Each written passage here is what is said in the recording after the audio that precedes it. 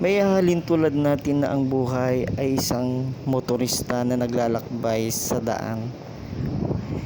Daan na kung saan hindi natin alam kung andyan ang mga panganib, andyan ang aksidente, mga lubak-lubak na daan.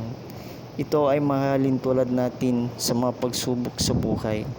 Mga pagsubok, problema at suliranin na dapat nating lampasan upang marating natin ang ating paroroonan, ang ating mga hinahangad sa buhay.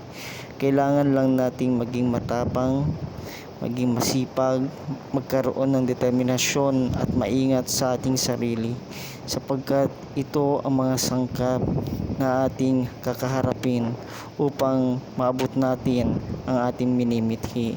Magpatuloy lang tayo sa ating ninanais na balang araw makakamit din natin ito, na balang araw magtatagumpay rin tayo. Kaya huwag kang sumuko. Hindi bawal magpahinga pero huwag kang titigil. Magpatuloy ka lang sa hamon ng buhay, sa laban ng iyong buhay para ito sa magandang kinabukasan na ating inaasam-asam.